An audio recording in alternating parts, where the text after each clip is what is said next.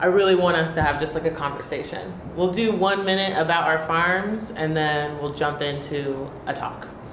I'm going to take a moment and just invite in like all the good energy that was created to be here today. Maybe you don't know, but there's a lot of people, just kidding, there's like 4 of us, doing a lot of the work to make People's Market happen.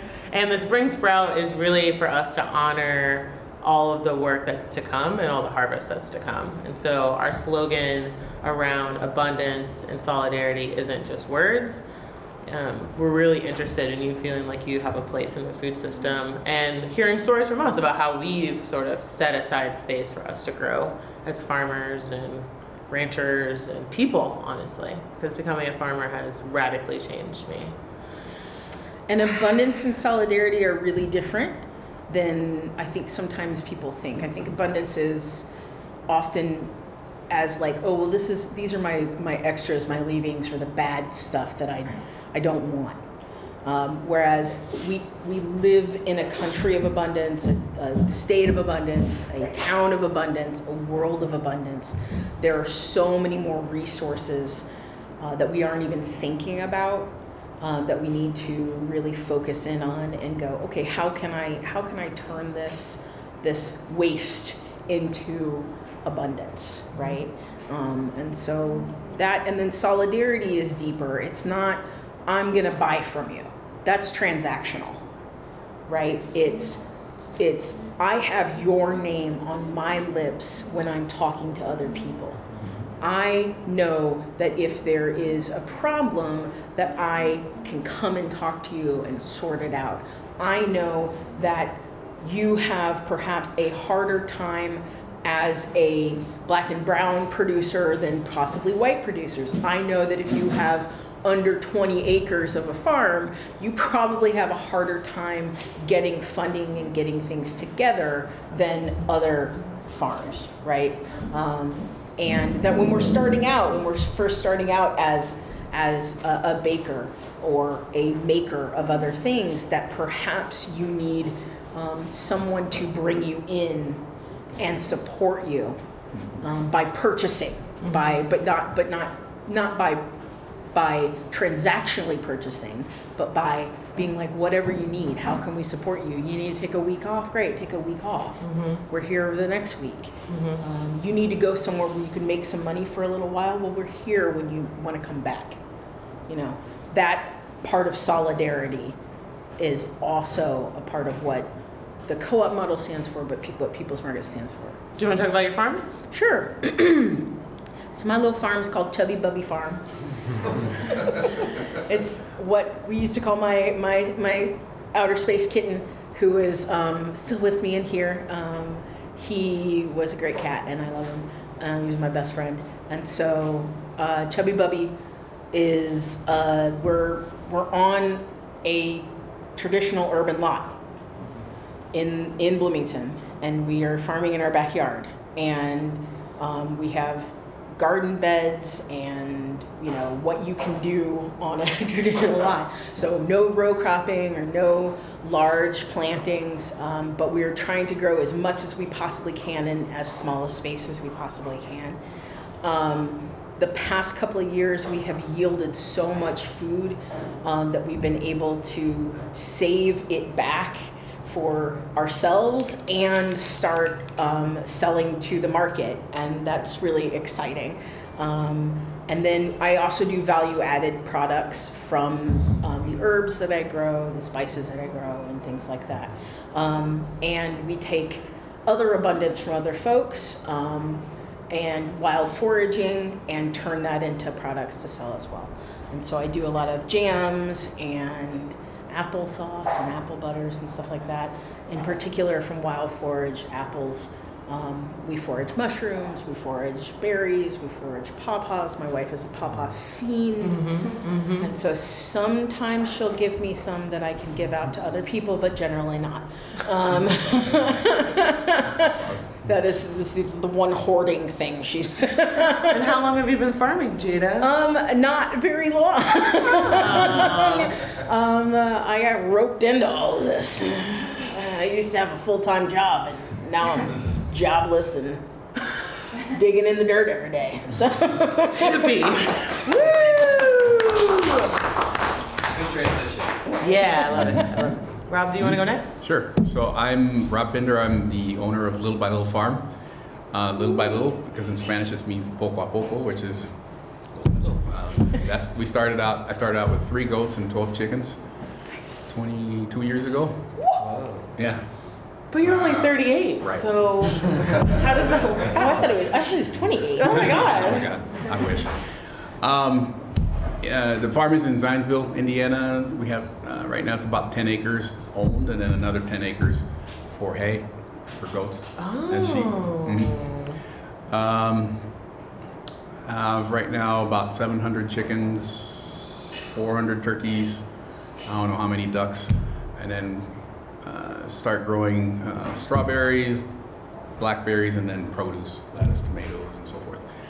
Like you, we've expanded out and making jams out of the fruit that we make. What else? And pasta. Pasta, that's right. right. That's right. You're right. Yeah. So we sell to 4 restaurants and a farmer's market, and then people that come by the farm and buy products. Cool. Yeah. Thanks, Rob. Yeah. Y'all know me, whatever. 3 Flock Farm. We have goats now. And sheep and chickens. We started off with 3 sheep. That's why it's called 3 Flock Farm. Although now we literally have 3 flocks. So that does make more sense. But some of why we do our work is so that other people become farmers and ranchers. So we had a neighbor who was just living their lives. And then we convinced them to get goats. And so they started literally next door, milking goats, making products. It just really is an iterative experience, right? Once you start hanging out with farmers and you want to try new things and you learn new things. And I think especially for us, like we've always been doing lamb meat, we've been doing mushrooms, blueberries, but more importantly, we've been growing other farmers. And so a lot of it is thinking, if you have 0.01 of an acre, you're a farmer as soon as you start growing food. And so we don't want to like create this basement idea, but most of us have 0.01 acre. And we can make that vertical. There's ways for you to start redefining yourself away from, oh, I just have stuff in the ground, to you're a farmer, you're producing for your family, and then coming to the co-op and giving us your abundance. So yeah, it's me and Brett. That beard right there. And your son Jasper. And Jasper is farming reluctantly. And we're really excited because we're seeing like Jada and other people move into a producer space. And if we can all share and create a gift economy, we'll have a less burdensome existence. So I'm gonna let John talk.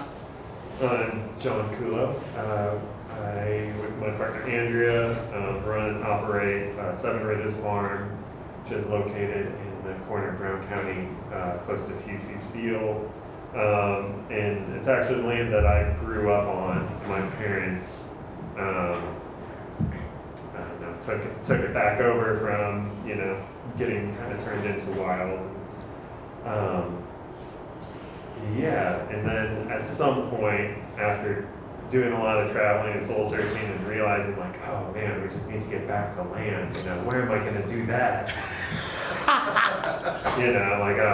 Obviously, where I grew up. So came back and eventually started to try and figure out how to make a financial living off of farming, which is kind of what led us to here. Now we operate decent sized CSA. I think we're up to like 70 members for the year. Ooh.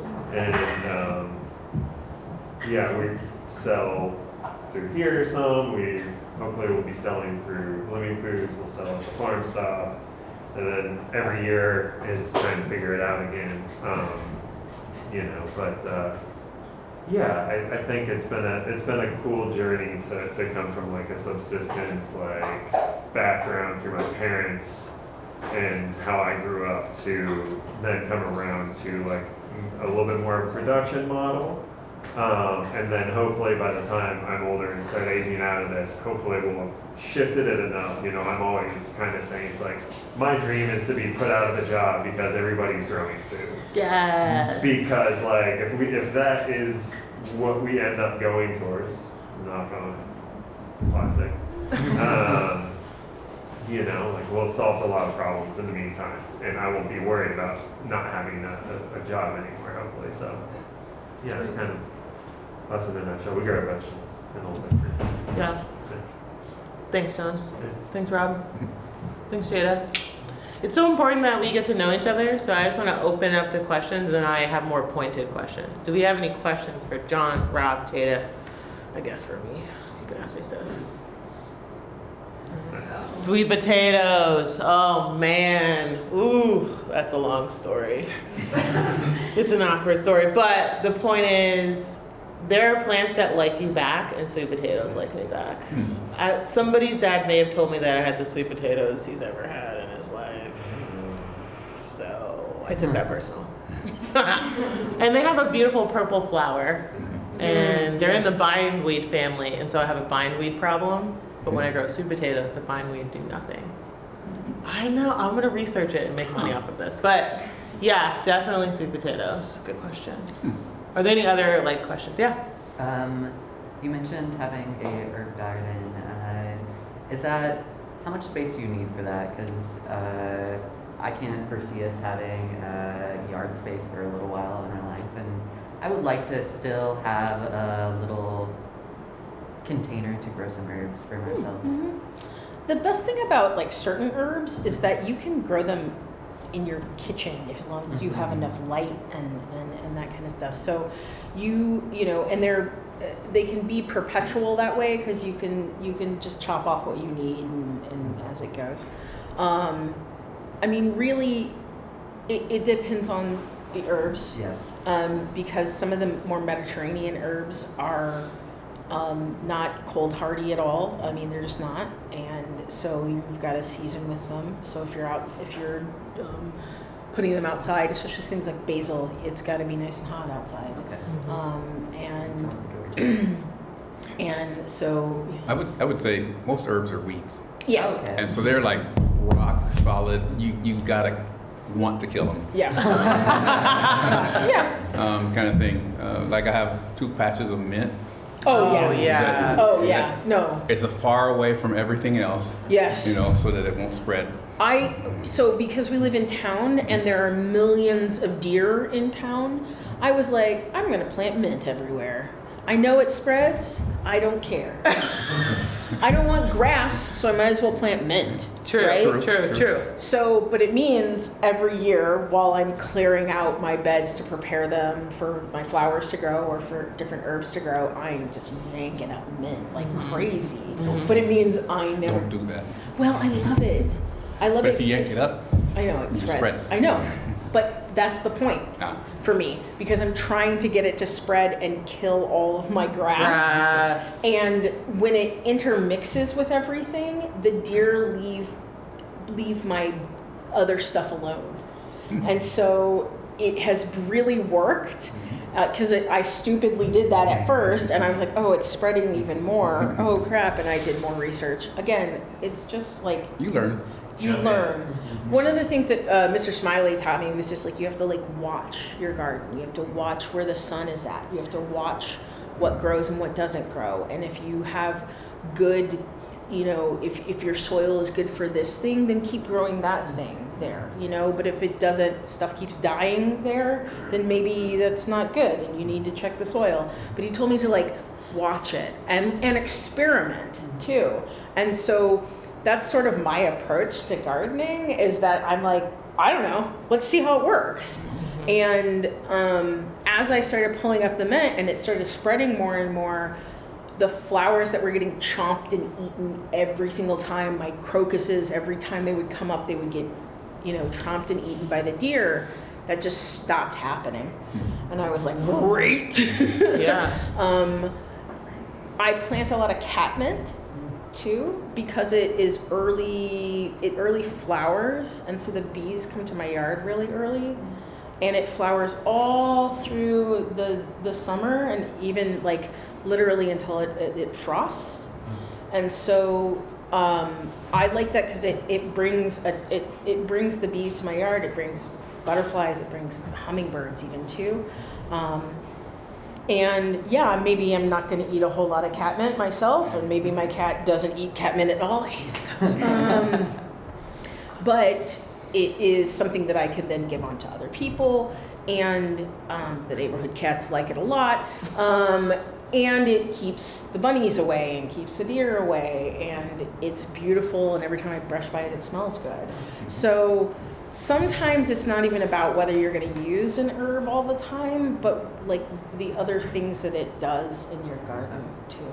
Okay. So when you have a little space, you have to watch where the sun is, and you know how much water your space is going to retain, and that kind of stuff. There are books that can help you. There are other farmers that can help you, but the thing that I found was trial and error.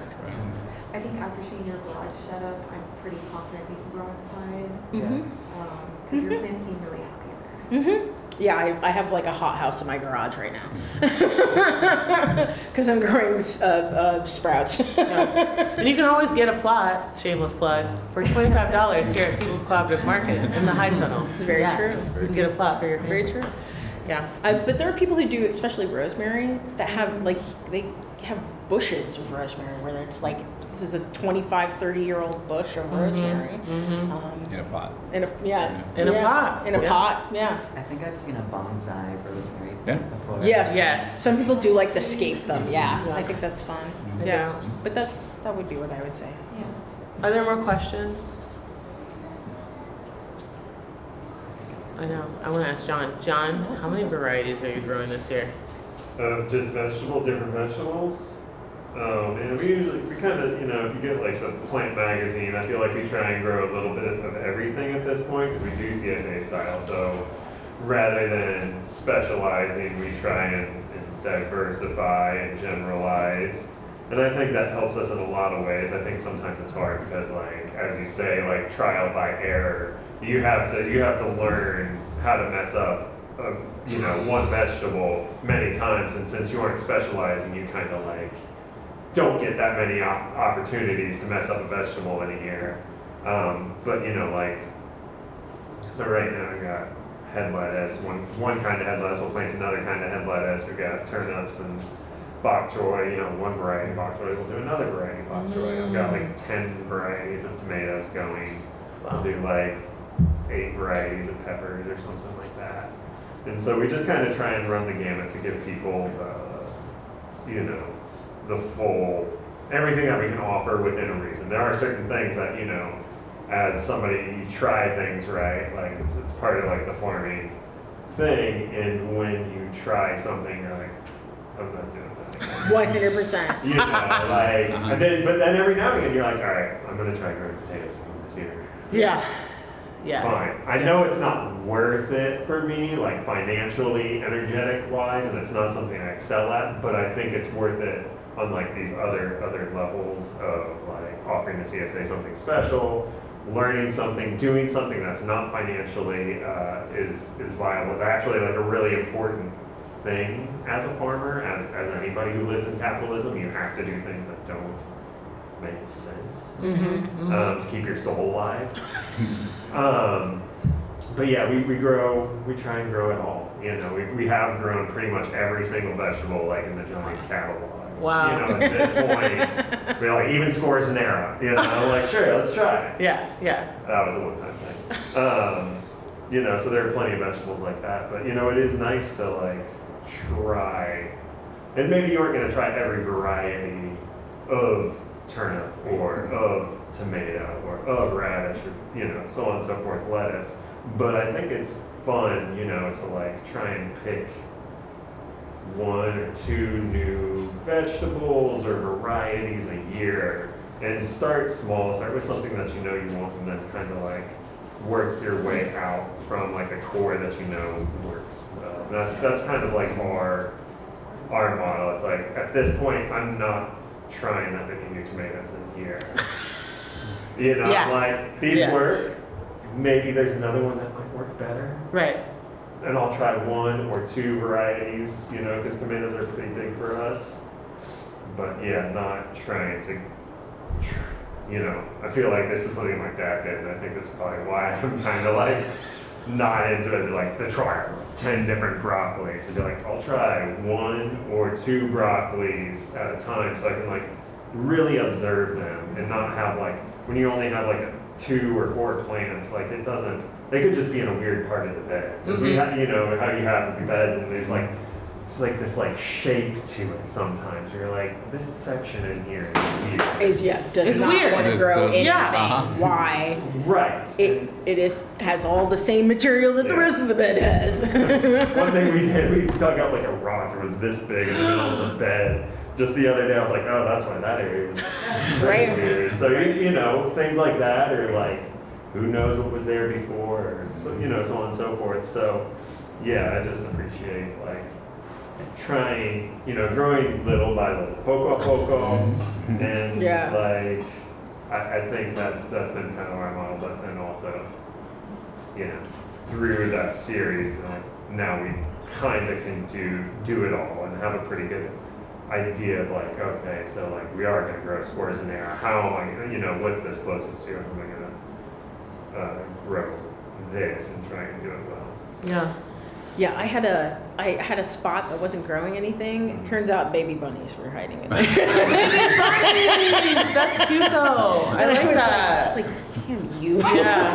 There's Yeah. a fence around here. No, and I think that leads to like why this panel is so interesting, because it's like you're doing this wide variety of CSA, you're at restaurant level, right? And you're at a farmer's market, and like Jada's able to really specialize, and I'm a specialty crop, right? I don't do a lot of varieties, and in fact, I do short sale, so it's like blueberries, short season, they're out the door and it's over with, right? And so there's different ways to do it, is my point. Like running a CSA is so gorgeous. I never want to do that. Yeah. Like Yeah. ever. Like it's just not my thing. Too much, It's yeah. a lot of work. It's a lot of work, but also like just the way that I think about farming from like the perspective as a black person, I'm not trying to do all that. It's supposed to just mostly be fun. Like 90% fun and like 10% money. Do you know what I'm saying? Like it's like I can't do it. I can't. But then it's also because ranching, right? So the other part is like you don't have like a whole herd of sheep or another revenue stream. So a lot of what I'm saying is like diversified, just in different ways, right? Like there's a focal point. The CSA is a focal point. The restaurants, the herbs, and like everyone has a focal point, but we're all actually doing multiple things at once. Yeah. And that is like, I think why farmers are like researchers, experts, like we're really at the epicenter of all the things because we're watching, we're learning, we're experimenting, we're getting it wrong, we're getting feedback from the land, from our customers.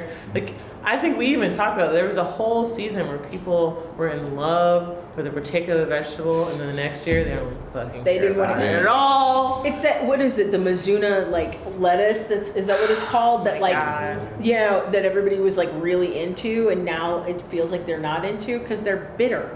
And they didn't know how to. It was like the sourdough thing where everybody was excited about it, and then everyone's like, "Oh, I don't really care." And every year, that's how the palette is changing. Like I've noticed, And the that catalogs really force some of that onto you too sometimes. because They're they have like, cheaper seeds. Yeah. So you're like, "Oh, Yeah. I'll do that this year." Yeah, But they're I like- think that's it. They like pick something that this year is going to be their. It feels like. Or when there was like a purple carrot phase, you know what I mean? Oh, Where yeah. everybody wanted Yeah. purple carrots. They didn't want to pay more for them though. No, they did not. They did not. They were like, Not. Yeah. But even within a season, I noticed that people's palate changes. You know, Yes. the example I always use is radishes.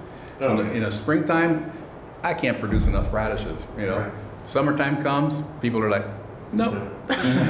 Yeah. But you liked them 6 weeks ago. Right. literally. No. I found that, you know, it's like with the CSA model, it's like I kind of just try and hit things in like that peak moment. And if you can get like right before the peak of everything else, like people are excited for something new. And I think, you know, that applies to us all. We all are looking for novelty in a vegetable, but we're also all looking for like safety and, you know, just what we know. And so like you see people over and over, you're like, oh, look at that new thing, that looks cool. No, I'm gonna go for the thing that I know about. Yeah. Yeah. And, you know, but they're different personalities actually like, oh, I'm gonna try this new whatever. Yeah. Kohlrabi or something. Don't say Right. kohlrabi. This isn't even Um, weird, you know. No. Yeah, and I think that's what I mean too, that like what People's Market is doing differently is like normally you're gonna go to a farmer's market and everyone has their own stall. And really we're trying to dismantle all of that and like allow people to drop off and go back to work. And so Or they're- have a day off. or What's that? vacation with their families. You, Oh my you, God. you Sorry. could, you know, you might just, you know, you might have one occasionally. Yeah, and thinking like how succession works, right? So like some of what early farmers and growers don't do is they like plant a whole bunch of something and that's it. Yeah. And so I'm gonna say to the camera, please plant a little bit and then 2 weeks later plant a little bit more and then plant a little bit more if Yeah. you actually want a continued Yeah. harvest. Yeah, that's something as a newer farmer that it's hard to get your brain around, to be really honest, because it's like, you know, it's trying to figure out that sweet spot of when, you know, because You have empty space that needs plants in it. well, yes. Definitely. But like, especially, I mean, really more of like, okay, this thing is done now. Time to pull it out and put something else in. That's part of the succession part. Is what because you know our weather systems are changing, and we've been rezoned. Indiana's been rezoned to a different zone, and so it's like, okay, trying to figure out, okay, is now the time, and then, you know, maybe other parts of your life get busy and you miss your window. Yeah, like right now, start your sweet potato slips. Yeah, Right. This Yeah. is the week. yeah, And so that's what I'm saying about getting to know your farmer. Like part of why I'm planting at a certain time, I'd be calling people. I'm like, did you put your tomatoes in? I'm like, did you put your basil in? And like, if they say no, maybe I'll wait a few more days. Yeah. Or maybe I'll look outside and see, are there 4 days of rain? yeah, Right? And so this observant skill, that's really one of the things that you hone as a farmer. So when I said earlier, like, my life has changed radically is because one, I care about the weather in a whole new way. Like, it rained after a long spout last year and I literally Oh my cried. God. Oh, Like, I yeah. literally, tears Remember. Yeah. came down my Oh, because yeah. I was like, I don't know if I can keep watering everything all day, every day. Like, No. it was just so intense. Yeah. And then the ability to, like, reach out to other people who are doing what you're doing and feeling that camaraderie of, like, I lost all my corn this year. And they're like, I did too. And you're like, oh, okay. It yeah, wasn't just me. Like some of this is play and some of this is feedback loop, right? Like what does your community need? What do other farmers need? And what I really like about People's Market is that if I don't have the eggs, someone else does. If I don't make jams, someone else does. If I've got too much of a thing, humble brag. I had enough blueberries that I gave them to Rob and then he made jam out of it. I have not eaten that jar of You jam. still haven't eaten. Because I'm staring at it like I did that, right? And so there's this sense of like ownership. And so I really want to invite all of us to feel like the food system isn't something separate from us, that we're just kind of buying into and trying to get the most out of. Like Yeah. buy cheap, buy a lot. Really, the mentality of the co-op is that you're bringing something to it. And our gifts and talents are part of it. Like, we might not feel like unloading on the mulch into the greenhouse is helping, but it really is. And like, we may not think that having this discussion is helping, but it really is. And so if we want to, I want to ask one last question and we'll kind of wrap up. But I really want to know, how are we coping with this administrative change? Because as a farmer, I'm feeling very nervous for communities who cannot afford my food, to be totally honest. I didn't get into farming to make money. I have 3 other jobs, okay? Like, farming is not how I make money at all. But especially thinking part of it is to feed people who cannot be fed. And I'm afraid that I'll have to do less of that this year. And that's disappointing. It doesn't help my soul to feel like I'm growing all this food and then the people who really need it. And I want to say need in the sense that, like, if you're in a crisis, if you have to move, if you've lost your job, that's the time when you need the most nutrients. Those are the folks that I can't get my food to because of the administrative changes that obviously are outside of my own control, but also just impacting me in a way that I don't feel like I have any choice. Well, I'll tell you, one of the reasons why I started to farm was because I wanted to feed myself and show other people that it's easy to feed themselves. I like to talk to people about urban farming in particular because it is kind of relatively easy to get going, and you have all this freaking grass, and we're not living in Victorian England anymore, and you can get rid of it and put something that can feed yourself, in place. And there are a lot of different plants and veggies that you can just put in, and it instantly works for you. Like there's just some stuff that just works, It's and true. you don't have to think about it. One of my favorite things about sweet potatoes is put it in the ground, Set it and forget it. set it and forget it. That's the kind of farming I am. And then talking about wild foraging and getting people to understand that there is food out and around you everywhere. Also learning how to process your abundance. That's the other big part of it too, is like, oh, you have all of this, or you have these scraps, or you have this and that. That's another big, but I got into it because this is stuff that I did growing up, that my parents did growing up, and that their parents did growing up. And I think that a lot of people have forgotten that because of the convenience of grocery stores, that like, you don't need to go make soups, buy soup stock from the store. You have vegetable scraps, you have meat scraps, you have soup stock. And so things like that is how I feel like we're going to get through a lot of this administrative stuff, is that we need to be sharing more information to people, and we need to not just, okay, we have abundance, there's only so much I can sell to the grocery stores, there's only so much I can, whatever, I've made the money that I need to make, now I have this abundance, where else does it go? And if it can go into the pockets of people who need it, great, but the other part of it is to sharing the information of how they can take what they have and stretch it even farther, or find other ways to get it into their lives. Is that why you wrote a book? I did not write a book, I wrote a journal. Is a journal not a book? I mean, it's bound, so sure. Okay. But it is a gardening and farming journal that you can like plan everything out for yourself, and I have tried to set it up in the way that I wanted a journal to be set up, because I couldn't find one. Most of them were just like recording the weather, and that was it. And I was like, oh, okay.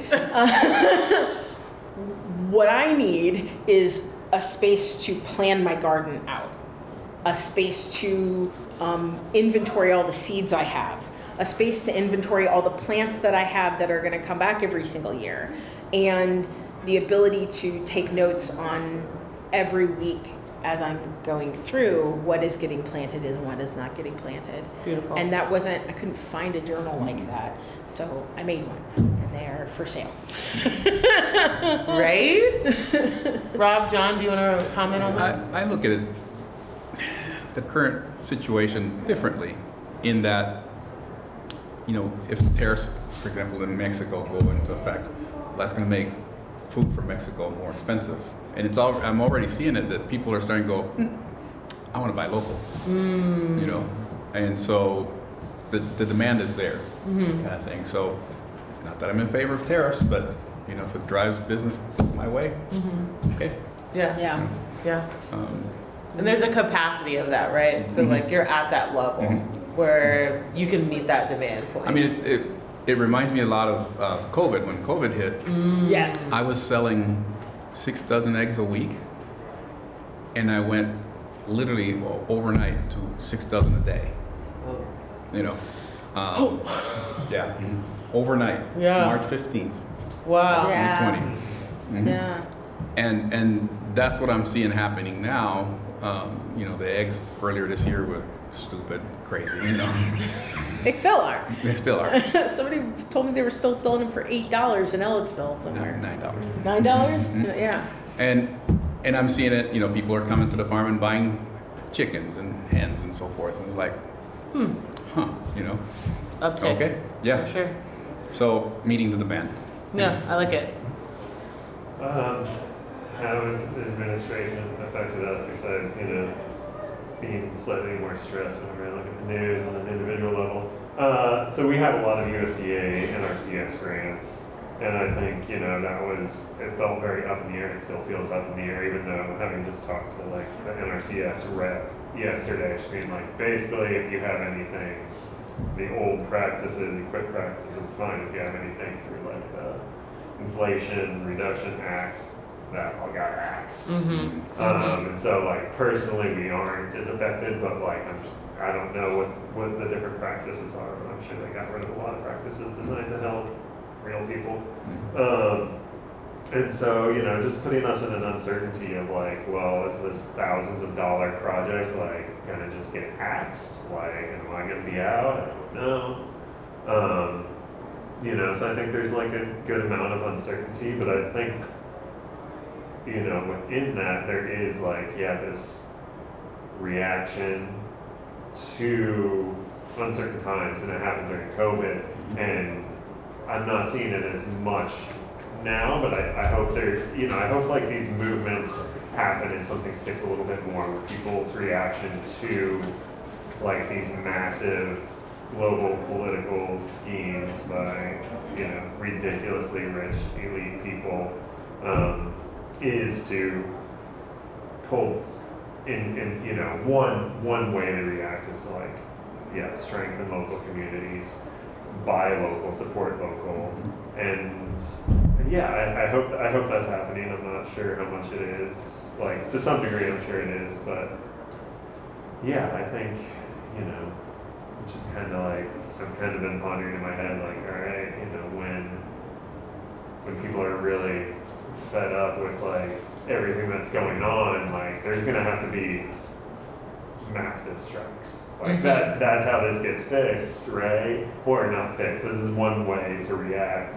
And it's like at that point, you know, hopefully there's still enough movement of people and production farmers who can like be there to help support the people who really, really need to strike. Be like, you know, you need some food? I got you. Because like, if I strike, what, you know, Right. like we're just shooting the movement in the foot type of thing. But if like all the teachers strike, if the nurses strike, if like people who really like hold, you know, are the glue of capitalist society, like strike, like I hope that, you know, as a farmer with a lot of privilege and the ability and knowledge to grow a good amount of food at this point, like can support people in that way, and hopefully still, you know, and hopefully learn better and create and help support systems, people's marketing, to get the food to people who yeah, just like got shut down, like all the, you know, I think like the LFPA sent out an email a few weeks ago being like, hey, I think we got funding for this year, and I think it's happening, and then like a week later it was like, shocked. JK. Yeah, down. it's Just interesting kidding. how those programs can just get canceled for no reason. I think especially Cancel culture. I think especially too, like what you're saying is so historically accurate. Yeah. Like when we think about the civil rights movement, we often don't think who was feeding all those people. Yes.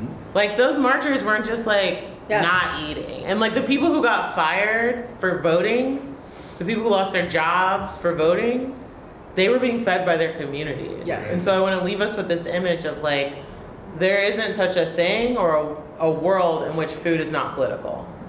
Like the ability to grow food yourself is part of the resistance. If you could sustain your family, you can withhold your labor. And when we withhold labor from a capitalistic system, things change dramatically. I'm Yeah. gonna talk about Target, right? Just Yes. one group of people was like, we ain't doing that no more. Yeah. And imagine how many people could have just continued, but they withheld their money, Yeah. withholding your labor, and what, like Rob's saying, and redistributing it locally. Target has lost billions and billions and billions of dollars since everyone decided, you know, since there's a black strike, you know, on not going there anymore, boycotting them. And one of my favorite things is that the name boycott comes from a English guy who was in Ireland, and he was a landowner in Ireland, and his last name was Boycott. and he decided to raise rent on who? The farmers. Oh. And they decided that wasn't going to work, so they decided to stop paying their rent, and they were doing what he did to them, so that became the term. They were boycotting him, and because that transferred into other parts of Ireland. Other Irish communities like started doing that too to their landlords until they lowered the rent, or until they couldn't sustain owning those properties anymore. In particular, the English, and it was a part of kicking the English out of Ireland. And so now we have this word for what you do when people are doing things that are unfair to you, right? Love God that. bless the Irish. They are kicking ass and taking names these days. But that term is exactly how you succeed against people who hold all the cards, right? They think they hold all the cards, but we're the labor.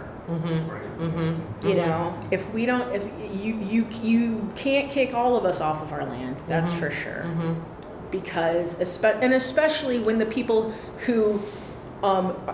whose job it is to kick you off the land say, actually, I'm not going to do that either, right? And so that's a part of like what I'm waiting to happen is that, and I was just talking to my wife about this, is that he keeps doing all these illegal orders that are illegal. So maybe for him they're not. The Supreme Court is saying that he has immunity, but everybody else that is actually following his orders don't have immunity. So when are they going to realize that they're all going to get prosecuted for enacting illegal orders? And so, you know, and so that's that the minute they start getting consequences too, things are going to start changing, and we're all going to be affected by this. People who think they're not going to be affected are starting to realize that they're not just, detaining illegal immigrants, right? That's not just what's happening. So, all right. Thanks, everybody. I love this talk. Yep. yay!